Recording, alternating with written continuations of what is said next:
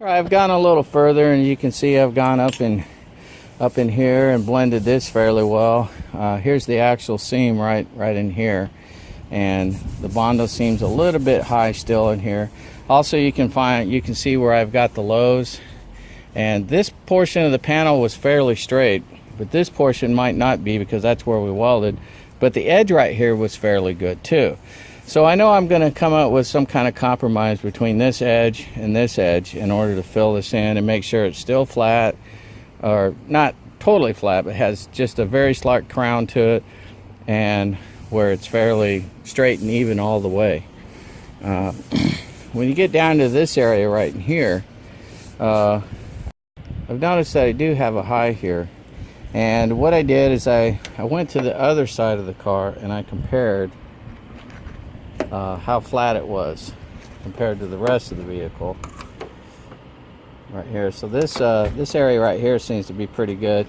Right about here I started to get a little bit too round, so I think I'm going to end up tamping this down right here. This right here is fairly round, but I still have quite a bit of body filler in here, so I may end up tamping this a little bit. So let's go over to the other side, and I'll show you what I'm talking about. So if I put the ruler on here, you can see it's fairly flat. You can see a little bit of air under it, and I'm just kind of eyeballing it and comparing them, and then I come back over here and compare these two and see how it is. See, this is a little bit more than the other side, so this area is really high right here, which the metal kind of shows. And this is fairly high right in here too, so I'm going to end up probably taking some more filler, and I might tamp this down, and then I'll have to reflow this and redo it. So that's just a little bit of trick there, to compare your sides and get it as close as possible for what you're doing. The rest of the videos, I think I don't know, I might have mentioned it a few minutes ago. I don't know. I kind of go through the videos and re-edit them as necessary. But a lot of the following videos are going to be on how to do the body work, etc. And I could go ahead and just do it, and then you'd never learn anything and show you the end. Or I could do it and then show you some of the techniques that body work people use, and you can learn something then. So, well, with that being said, let's get back to it, guys. All right, we're going to go ahead and tamp this down a little bit here. It's a little too high. You don't want to hit too hard because you don't want to dimple it too much, but you want it to be a little bit lower. So now what I'm going to do is I'm going to put the ruler across it and see what it looks like, and then I'm going to go ahead and apply another thin film of body fill over it and sand it back down again. Okay, so now you can see that it's definitely lower now. Looks like it might have to go a little bit more, but for the most part it's getting low. Like, this is fairly nice here. It should have a little bit of a crown on it, so when I put some filler on it and blend it this way and blend it that way, it'll have a little bit there. This is obviously low now, so I can go ahead and fill that in and blend this right down through here. Let's see what we got here. I think I might tamp this area right there just a smidget more. Not quite sure yet. Yeah, maybe just a little bit more, or sand it. I think I'll sand it first and see what happens. All right, I've worked a little bit more on here, and I've started doing my crosshatch. I don't know if you can see the marks, but they're going like this and then like this, and if you look at the pattern, the stroke is about that long either way. So I work this area a little bit and work this, and then I come up here, and you work the whole area at the same time. And the reason I'm doing this here is because I want this at the right level as well as when I get down to here, and I want to work these two areas in conjunction with each other, so this curve right here and this transition is correct. But even if I'm working this area right here, in order for this to be correct for this up here, I have to work this one too a little bit. And you can see I started working it up here. This right here isn't really that hard of an area to work because you have a known good body crease or line right here. on the line. And the inside crease here was correct too. Now I don't really care much about the all the Bondo up in here right now. That's not what's important. See, you know, when it breaks off, just don't pull it up this way, because then it can peel over there. But that's not important yet. It will be in the future, but right now it's not important. What's important is the actual level of the crease. And you can see I'm getting, this is where it was welded right here. You can see there's not a lot of Bondo right up in this area right here. Oh, I'm sorry. There's not a lot of Bondo right up in this area, right in here between these 2 points, and that's kind of where you want to be. You want to be somewhere between here and here and have a slight crown on it. So working my transition area through here in this curve, you start to go up and you see it starts getting thicker. Let me get this out of here. This is where the actual metal is right here. So if I come down here, you can see it's below my thumbnail. It's right down in here, and the higher you get, the thicker it gets. Let's see if I can get up one in here, right here. See, it's down here and it's high. It's better to be a little high and transition through it than it is to be low and try to make it work.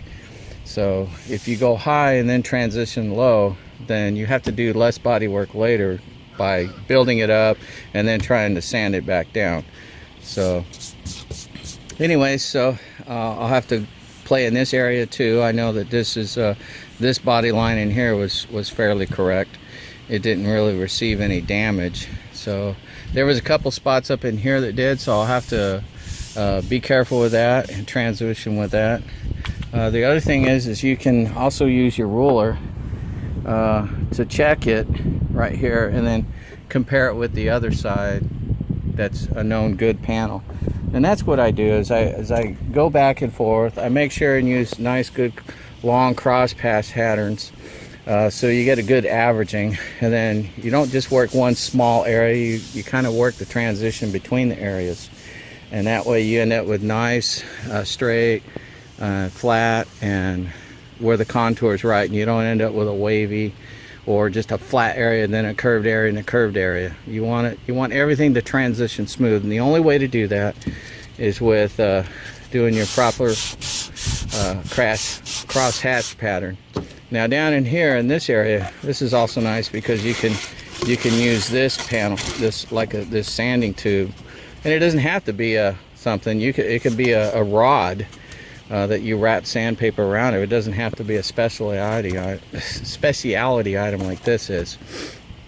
You also have long boards where you can do your cross pattern and end up with basically a flatter area, but you know, rolling it while you're doing your cross like this can also make sure that everything transitions smooth. You have your longer ones, and let's see, then you have your little bit shorter ones, and they should have like a little bit of foam on it, and they even have some that have a curve in it, and I think I have one. Let me go see if I can show that one to you.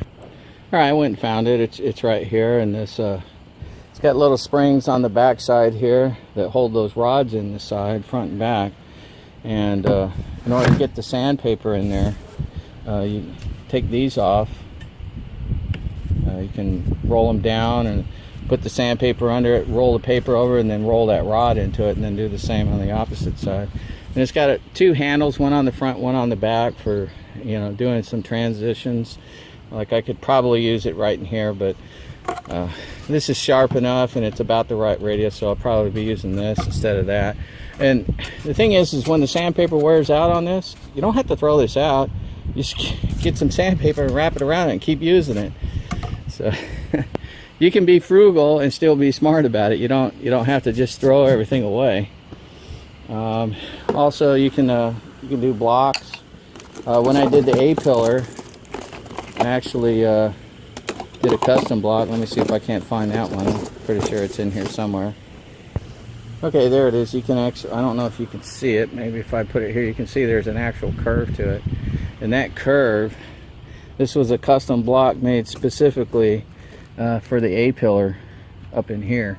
So, and I'm going to do a video series on this A-pillar when I get done with this. So when you get done with this, before we can paint this, we're going to actually start at the A-pillar and go all the way down here, and this whole quarter panel is going to get painted, not the doors. So, but before we paint it, I'm going to go ahead and show the A-pillar. We'll actually probably paint it before the A-pillar series is done, but I'll do some videos on that. Anyways, let me get back to this. So I don't know if I'm going to film too much more today. We're already probably 10 or 11 minutes into it, but we'll see. So chit chat with you in a little bit, guys.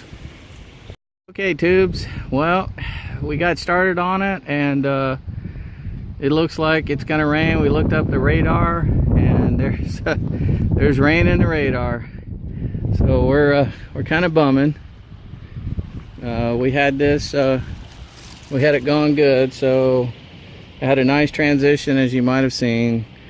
So I've put my first basically tack coat of some primer on it to protect it from the rain. So it looks like this is going to be it for the day, or for at least a week or two until my son comes back from college. It's a bummer because I was really hoping to get this whole section right here done, and possibly down here done, and then finish up on this the next weekend, but it doesn't look like it's going to happen now. So thanks for watching, guys. God bless you all, and see you in the next video. Keep Noneya out. Bye.